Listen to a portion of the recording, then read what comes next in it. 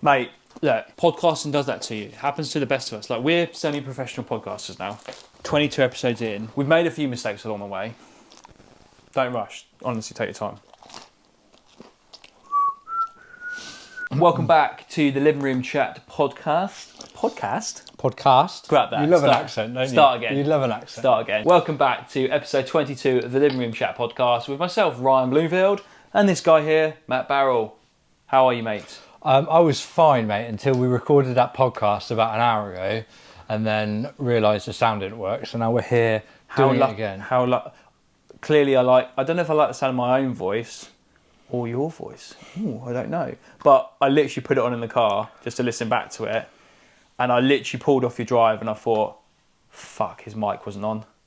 You just sworn already. Called you. Matt Barrell on speed dial number 6. You actually are as well. Am I really? No. I was going to say, you don't call me very much. We can just cast yeah, we're doing pod, that's right. And I was like, oh no, Matt, guess what?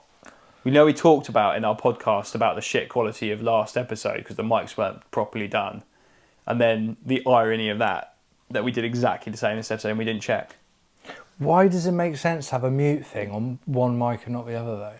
Well, they both have mutes. They're separate because they're separate mics, aren't they? Anyway, we've been there. Back here for take two. Well, at least we know what we're going to talk about now. Yeah, so what are we going to talk about, Ryan? Oh, I don't know, Matt. Should we have a little think? Yeah, We're going to talk about the importance of a viewing. Mm-hmm. This is really good because that really shit segment that we did about comparing viewings to sex, we muddled our way through that. Now we can nail that this time. I think that was a good analogy. I'm going to use it again, and it'll be the first time people hear it, even though we've heard it an hour ago. So we talk about viewings and the importance of viewings. We're going to talk about how important or is the first 2 weeks of marketing your home absolutely critical, or is it just a thing people say? And then talk about phrases, agency phrases we don't like. We don't like, yeah. Yeah, because we have a bit of a joke between us that you say if a house is sold, it's not sold, it's under offer, whereas I say it's sold subject to contract. Well, you and everyone else. Anyway, we'll get on to that. Okay. Right. Should we start with the viewing story? Yeah, so... I think I started, didn't I? This is weird, isn't it? So inauthentic. It's just like trying to redo our conversation. Inauthentic? Do you mean unauthentic? Unauthentic. Right, inauthentic, unauthentic. Who cares? Who knows? So the story starts like this. Viewings are really important, obviously, in the process of buying a house. If you don't view a house, 99 times out of 100, you can't buy it. Sometimes people will say, oh, I don't need to view it. And I'm like, yes you do. Legally, I don't. Cool, legally, you're a Oh, we went so long without swearing last time as well. Okay, don't worry. Scrap that bit. Bleep that out. So, had a viewing at 6 o'clock on a Wednesday. A house that came on the market on Saturday. Had loads of viewings booked in. Booked a client in. There was something iffy about him when I booked it in. I thought, this guy ain't going to turn up for shit. Anyway, emailed him. Emailed me straight back saying, thank you so much, Ryan. Look forward to seeing you tomorrow. This was 4 o'clock on Tuesday. Viewings Wednesday, 6 o'clock. Called him in the morning. Left him a voicemail. Hi, looking forward to seeing you at 6 o'clock. Let me know if there's any problems. Didn't hear anything back. 6 o'clock arrives. 6:02 arrives. 6:04 arrives. And that, for me, is the cut-off point of when, right, they're late. 4 minutes. Yeah. You're late. Where are you? I won't do the accent. I say it every time. I won't do the accent. Hi, sir. It's Ryan from Avocado. I'm outside this property. Where are you? Oh, hello, mate. That's not the accent. Hello, mate. Very sorry. I can't make it. I'm unwell. I did email you earlier. I was like, cool. You didn't because I haven't received anything from you. So you've just not turned up. And it's really, really annoyed me. Cool. I just knew he was a waste of time anyway. So I sent him a bit of an email back saying, look, I'm a business owner here. Someone else could have booked that slot. I'm really annoyed that you didn't turn up. And then he kind of copied and pasted a fake email, I assume fake, to say that he'd sent an email to say he couldn't make it. Yeah. He may well have been the case, but the point is segues nicely onto your point. Viewings for people should be taken more seriously. Yeah. And you had a great point to... Well, I was thinking, I had a similar instance to you in that you just kind of know when someone's not going to turn up or not taking it seriously when you're booking them in. And it really irritates me, but it got me thinking about how important is doing a viewing in a house? Like, how important is it? If you're someone in the market spending hundreds of thousands of pounds to buy a house, how important is it? So I've had a few instances recently where people are like, oh, I can't do that time because I'm going for coffee with a friend. Yeah. And I'm like, okay, but, you know, buying a house to me, in terms of life events, should come fairly high up the chain. So Absolutely. You've got your top tier life events, you've got your wedding days, you've got the birth of your child. Yeah. You know, and then maybe you've got things like starting a new job. And I'd kind of say along with starting a new job is like viewing a potential new house. Yeah. The kind of thing you might reschedule coffee with a friend for. I agree. It comes down to priorities. Are you that serious a buyer? Or are you just going to go and look? And we've all dealt with buyers. You just feel like they're just wasting time. They've been looking for 6 months. They've seen 50 properties, not found the right one. Are you ever going to find the right one? Like, if you know what you're looking for and you've got the budget to do it, there's no reason why you shouldn't be able to find a house within 2 or 3 weeks. Or are you just a serial viewer? Yeah. And you question priorities there. And people not cancelling not turning up to viewings. I don't mind that. Get things happen. The old, all stuck in a meeting, may well be the case. Car broken down, may well be the case. Yep. Just give us a call. Yeah. Let's say, I'm really sorry I can't make the viewing. Because I wouldn't have arrived half an hour earlier and sat outside like a lemon for half an hour. Yeah. Fortunately, I had calls to make, so it's fine. But someone else could have viewed. Probably the same for you in your instances. It's just disrespectful to our time, I think. Yeah. And I want to be as flexible as I can for people, but what do you think the balance is in terms of, for me, just doing one Saturday open house is too strict and too rigid and not flexible enough. Yeah. But being able to do a viewing any time of any day is too flexible, and then I think people don't respect your time. Yeah. I'm quite a fan of like 2 hours on a Saturday afternoon back to back. Yeah. Then maybe a Monday or Tuesday evening. Then maybe like a Wednesday or Thursday afternoon. Yeah. I've been thinking recently I want to be a bit more strict with, like, before a house goes on the market, it's like, right, I've got 2 hours on a Saturday, 2 hours on a Tuesday, 2 hours on a Thursday, for example. Yeah. 3 times to offer people of the week. Well, tell you what I do really, which seems to work really well, is when it goes on the market, get the inquiries, and I find out from the seller what days are good, and they say like Wednesday, Friday, Saturday are good for me. I was like, great. So I'll book viewings in, and as soon as I book the first one in on Wednesday, 11 o'clock, Friday, 12 o'clock, Saturday, 10 o'clock, I'll then book the other viewings around that. So the next person I call, I say, look, I can do Wednesday, Friday or Saturday. I've got 11:20 or 11:40, and then same for Friday, same for Saturday, and give them the times. If they can't do that, then we'll book it in for the following week, but hopefully it'll be sold before then. Yeah. So I kind of give people options, but also the times are quite strict as well. So I'm not just toing and throwing back and forth from the same house, because that's counterproductive for everyone. Because if people are serious, they'll make it work. In my experience, people are serious, they'll make it work. I had a viewing just yesterday with someone who had messed me around previously with a viewing, but not enough for me to refuse them another viewing. So their second viewing came along, and I called them before, said, hi, are we still on for the viewing? Yes, I'll be there. They were 12 minutes late. And you might be saying, come on, Matt, it's only 12 minutes late, it was stuck in traffic, whatever. But it's not, because you run your diary so pinpoint. So that was a 20-minute viewing for me, which then is just an 8-minute viewing. Yeah. I'm there because I want them to buy the property. Yeah. I don't want to just give them it. But it's just disrespectful of my time. So, but coming back to your point about life events, and this is the kind of analogy we use, like viewing, like big life event is buying a house, and it starts with a viewing. Yeah. Getting married is a massive life event, and it starts with meeting your significant other on Tinder or a dating website, or old-fashioned, like in a club, like I met Lauren. But there's a starting point. There's a starting point. And having a baby starts with sex. There's a starting point to that. So viewing a house should be as important as meeting your life partner and having sex. So viewing a house is basically like sleeping with your partner for the first time. Yes. That's a really good... Although you switch houses every 7 years. Not every partner every 7 years. Some people do. Some people do. But yeah, it's a great analogy. So that is the start. It should be treated as equal. And you should be as excited about it as you are getting to bed with your missus. Yeah, for the with your first bloke, time. whatever way you've battled. Because that's an exciting experience, right? Yeah, fresh, new. Yeah. I must admit, it's been quite a few years since I've experienced fresh and new. I'm sure for yourself as well. But Well, yeah, but that's a good analogy. yeah, great So, stuff. I think we fumbled our way through that because we thought about it on the spot in the previous take one, but I think we actually nailed that. So thank you. Make a good reel.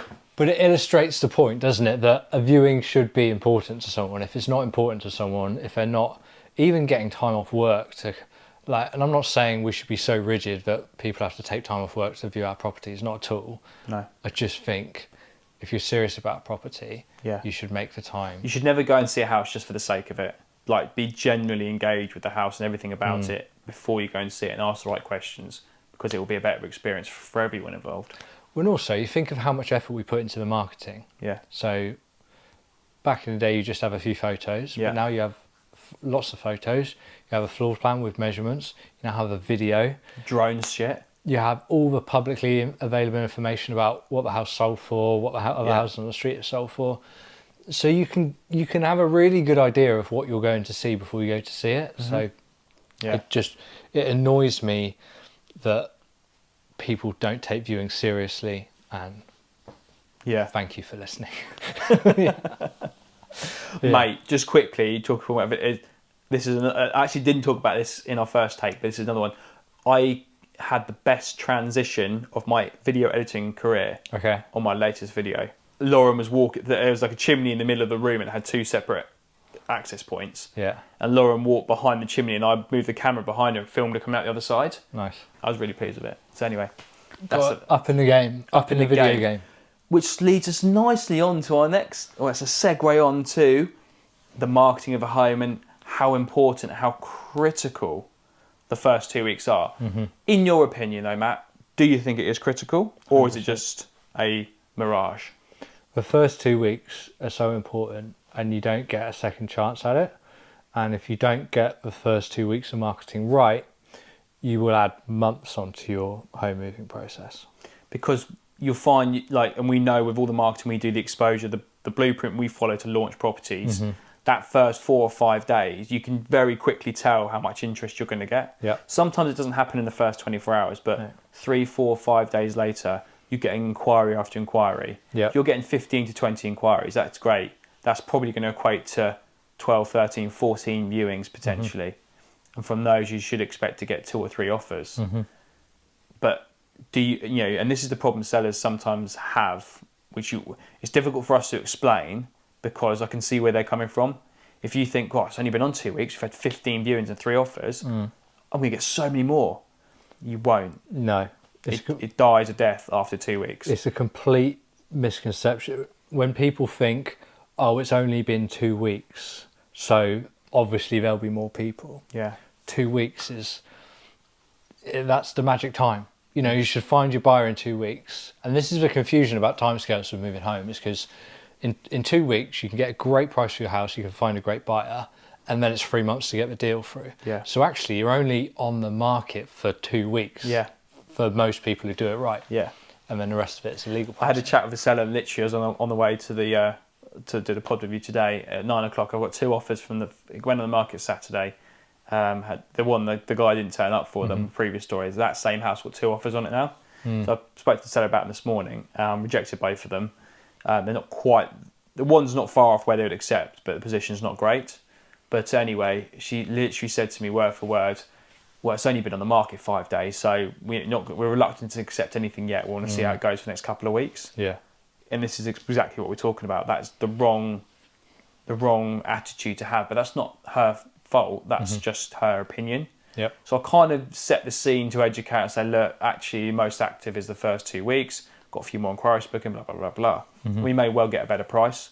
But when it gets to a week Saturday, when we've been on the market for 2 weeks and the inquiries aren't coming through so vigorously, what a word. Vigorous inquiries. I love those vigorous inquiries. Oh, I love a vigorous inquiry as well. It's going to be a very different conversation. Absolutely. But it's so critical. It really is. It's impossible to always get it right in terms of where to pitch it, right? So I've had a a house before which I've been selling outside of my patch. It's a market I'm not massively familiar with, although, you know, I do follow the same process. Yeah. So before going on the market, I didn't know if it was a 400 house or if it was a 385 house. Yeah. You know, so without wanting to leave a penny of my clients' money on the table, the property went up for 400. Yeah. We had that initial 2-week period. We had viewings, we had interest. We even had some offers, which unfortunately didn't materialise.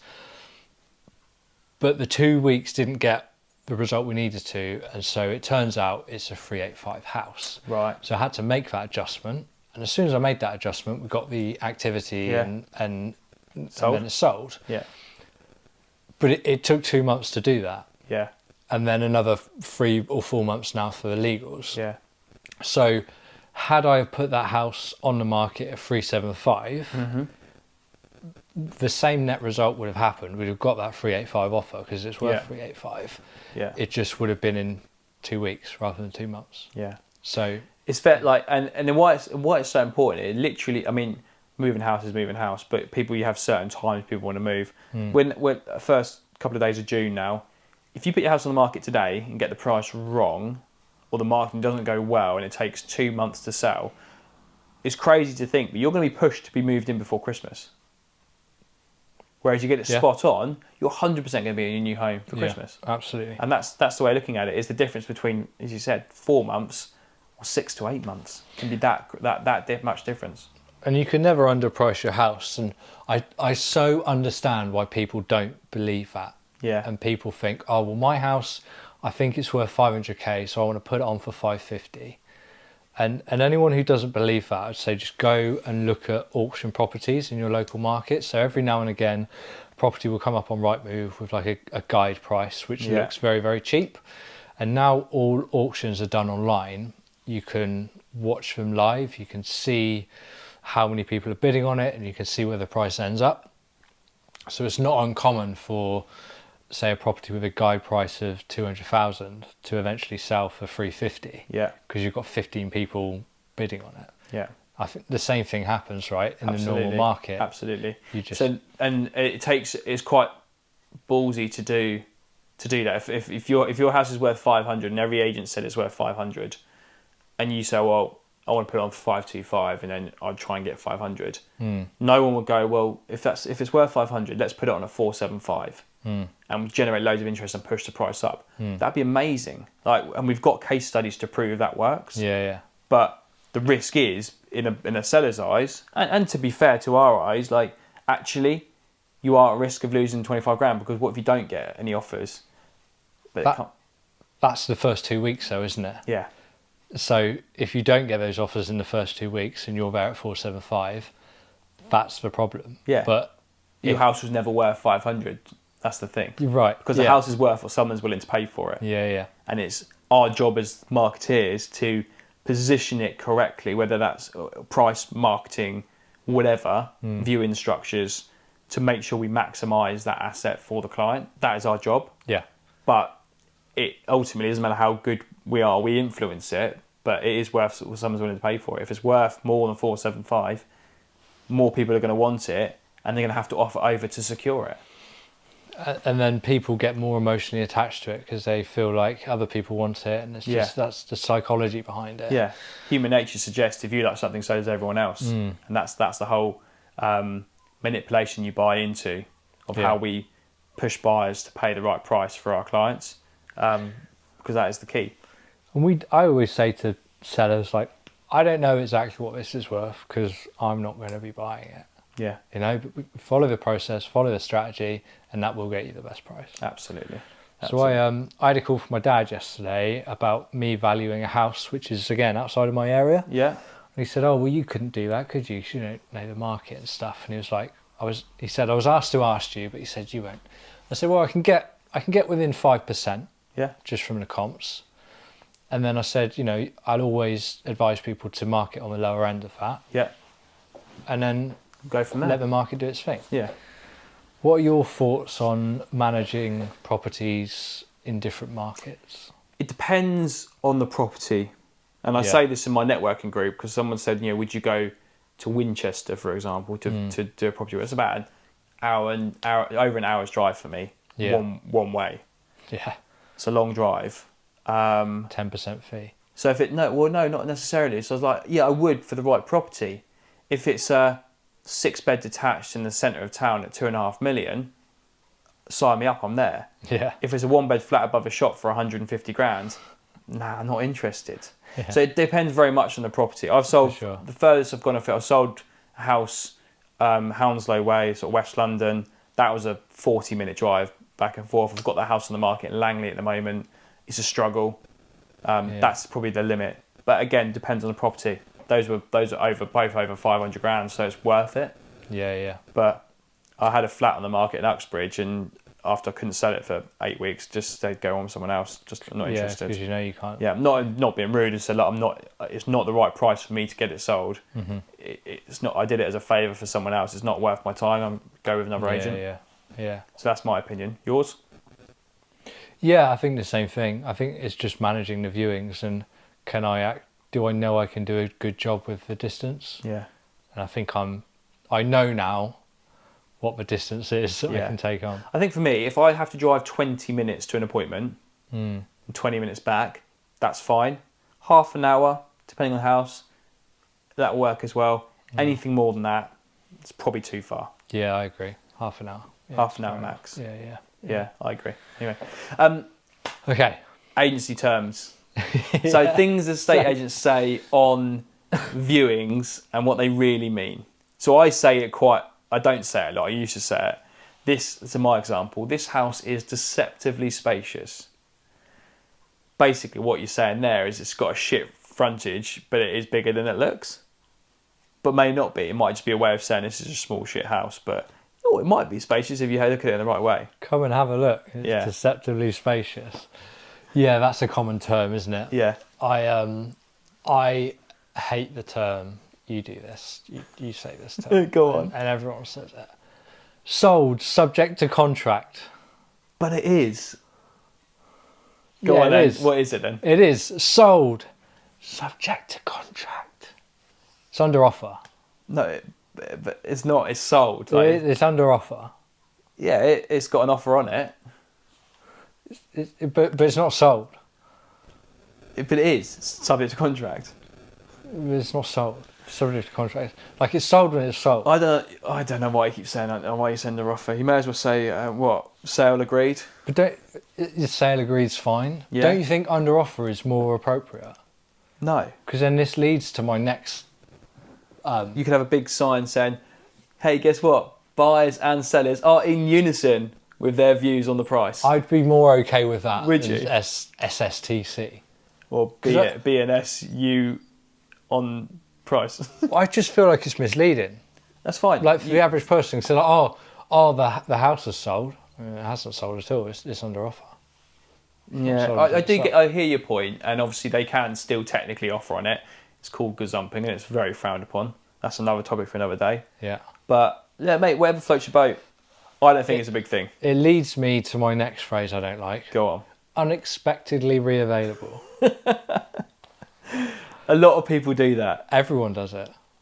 It's like, yeah, no shit, Sherlock. You weren't expecting the house to fall through, or you didn't plan for it to fall through. After you just told everyone it was sold when it wasn't actually sold, it was under offer.